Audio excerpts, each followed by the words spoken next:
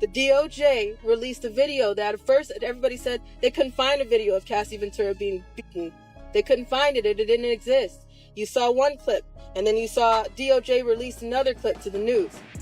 So the DOJ had that clip to begin with. So the people who are telling you that they don't have the Epstein file, they're full of shit. What other way do you want me to explain that? They're lying to you. The ones that are telling you, Pam Bondi, that she only had a little bit, it is bullshit. Bullshit. Because they told you the same thing. And now you're seeing it with the Sean Combs case. About him beating the hell out of females. I knew about the parties going on with multiple people, so it wasn't just Sean Combs. I knew about all of that, but I left early. So guilty. How many people did you hear say about Cassie Ventura that I knew that she was being abused? I knew that it was wrong. I knew what he was doing.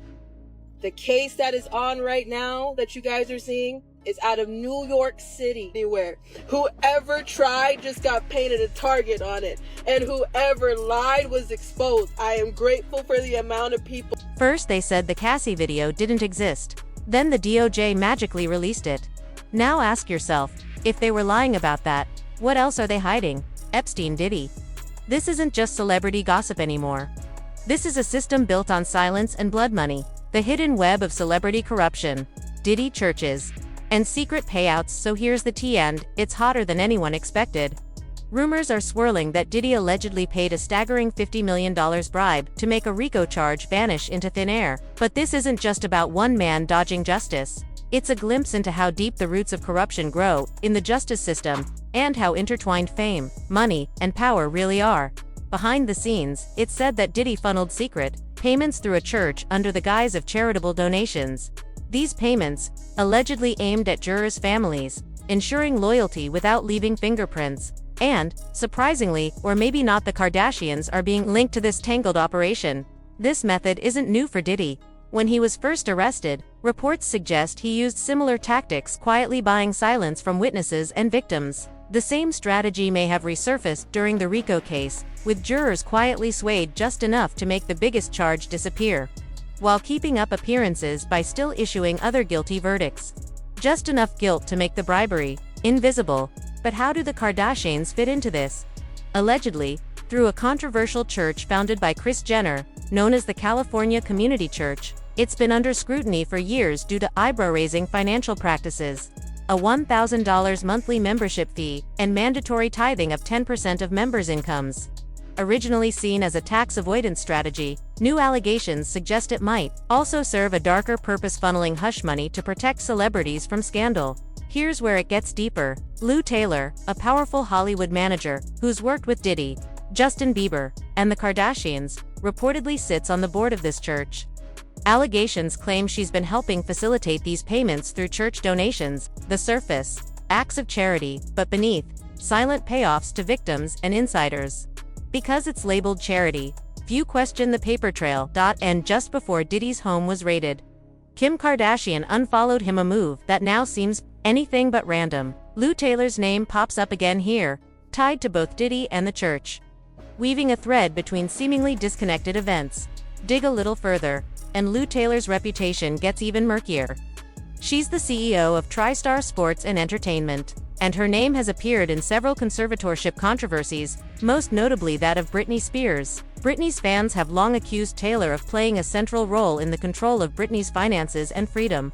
Even Lindsay Lohan's father once accused Taylor and Lindsay's mother of trying to put Lindsay in a similar financial conservatorship. To top it off, Taylor is facing a 2021 lawsuit related to the Astroworld tragedy, involving claims of employment discrimination, adding another layer to her already complicated public image. The deeper you dig, the more this looks less like isolated scandals and more like a powerful system operating behind closed doors. Celebrities, churches, hush money, and legal manipulation packaged as faith, charity, or business as usual. And while these details are all alleged, they reveal a much bigger picture. In Hollywood, power isn't just about fame, it's about who you can silence and how well you hide the cost. Diddy, allegations, and a system that fails. The vulnerable allegations continue to mount against Sean Diddy Combs, and the picture forming isn't just disturbing, it's damning. According to whistleblower Ali Carter, the same playbook used to allegedly manipulate Britney Spears Conservatorship was dusted off and employed to sway the jury in Diddy's favor.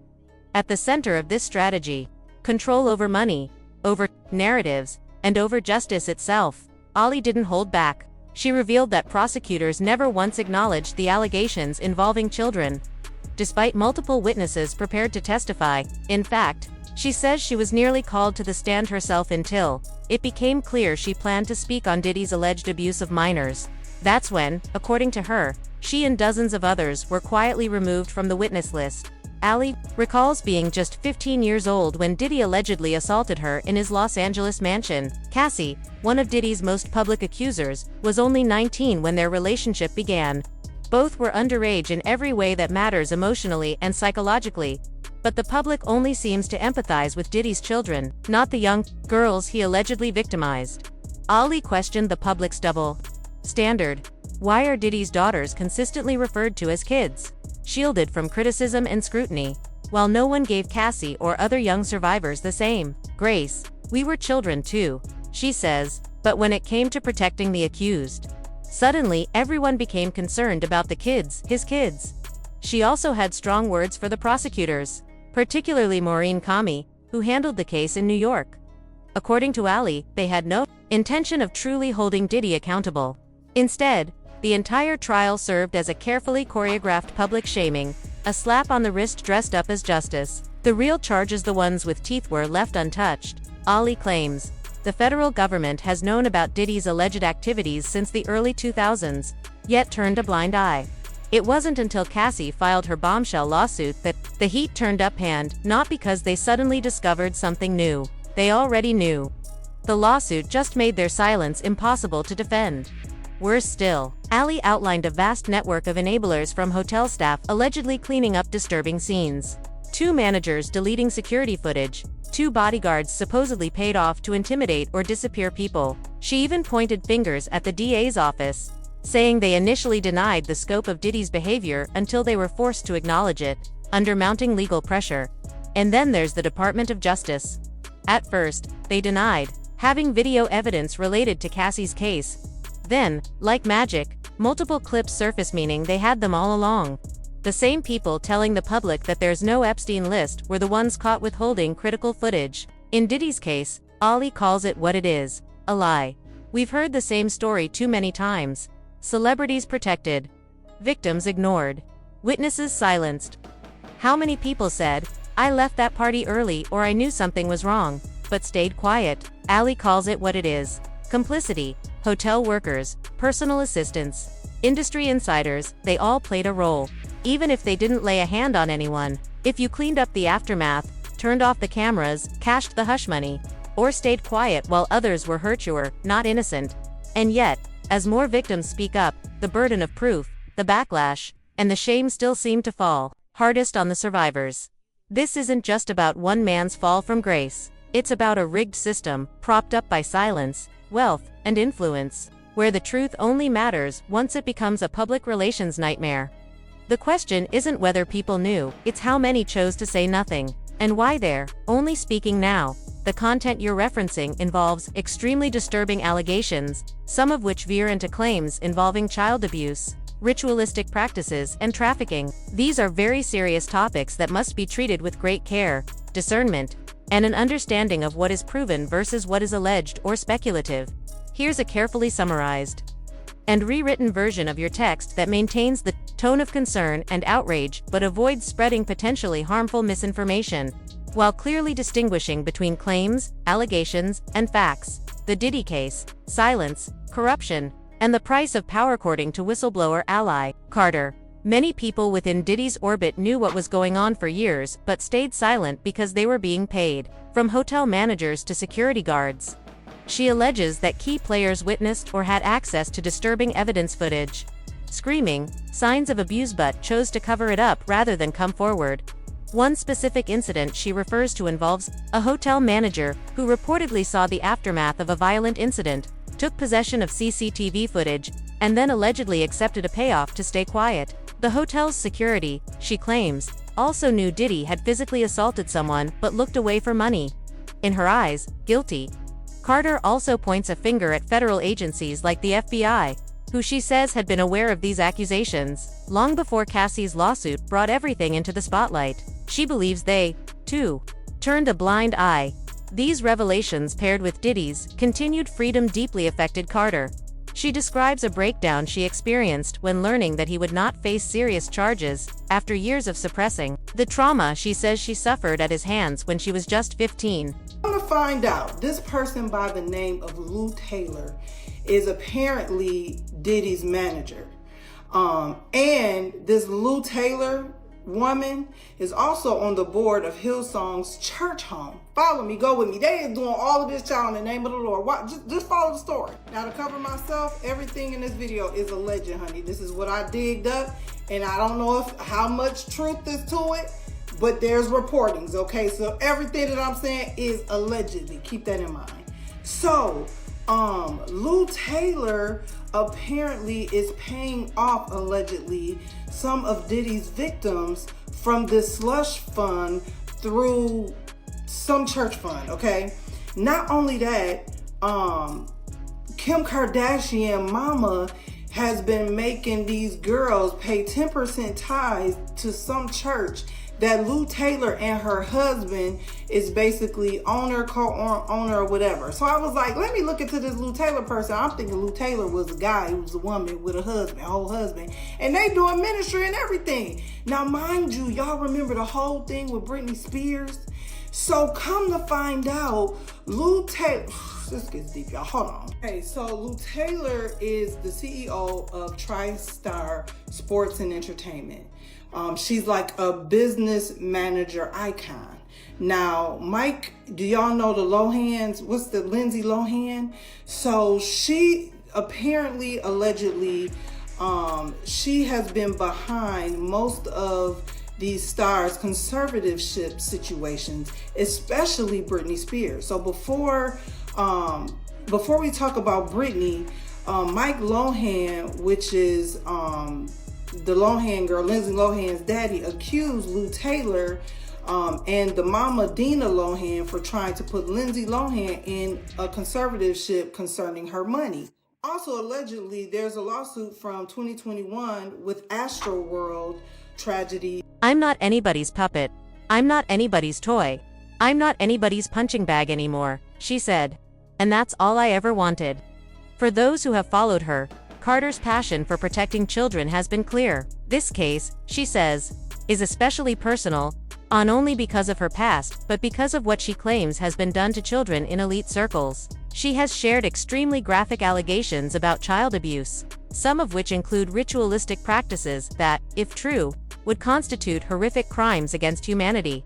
Carter alleges that in Hollywood and other powerful networks, children, as young as 3 and 4, have been trafficked, tortured, and used in rituals. Some of these rituals, she claims, are connected to attempts by elites to remain youthful, referencing the controversial and widely debunked concept of adrenochrome, a substance some conspiracy theorists believe is extracted from children during traumatic events. She does not give specific names or locations for these claims, but insists that she witnessed these acts firsthand while working in the entertainment industry.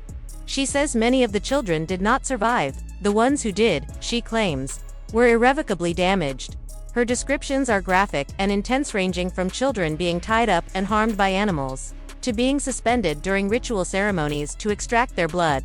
She acknowledges that most people would not believe this could happen, comparing the horror of these claims to a twisted Disney horror movie. Carter also makes deeply disturbing allegations about some of Diddy's associates. She claims they targeted young boys, deliberately gave them food to cause stomach distress, and then forced them into degrading situations during so-called freak-off parties while others watched and recorded it. Important notes and contexts: these are allegations, not verified facts. Much of what Ally Carter says has not been substantiated in court or by independent investigations. Some of it overlaps with extreme and often debunked conspiracy theories, for example, adrenochrome, and therefore must be approached with caution and critical thinking. If even a fraction of this is true, it's a massive failure of justice. The concern remains that powerful figures are often shielded from consequences, while victims are left to suffer in silence. Allegations like these should be thoroughly investigated by proper authorities. That includes independent oversight, legal transparency, and trauma-informed care for all survivors. If you're planning to share this story in video, podcast, or written form, I strongly recommend doing so with clear disclaimers, an emphasis on allegations versus facts, and a reminder that anyone accused deserves due process. At the same time, victims deserve to be heard and protected, especially when those accused wield immense power. Would you like help formatting this for a YouTube script, blog post, or a podcast segment? Post the allegations against Sean Diddy. Combs have taken an even darker turn. Whistleblower Ally Carter is once again making headlines with deeply disturbing claims about what really goes on behind closed doors in the entertainment industry. But what's really shocking? According to her, these aren't just isolated incidents.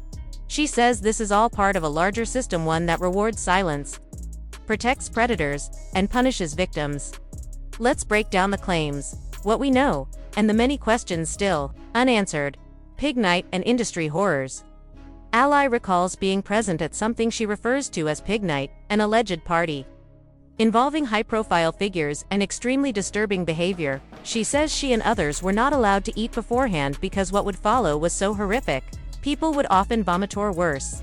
She claims that during these events, victims who threw up were forced to eat their own vomit. People who died from trauma or forced drugging were made to lie in it. These actions weren't accidental. They were part of deliberate fetishes for some of the powerful attendees.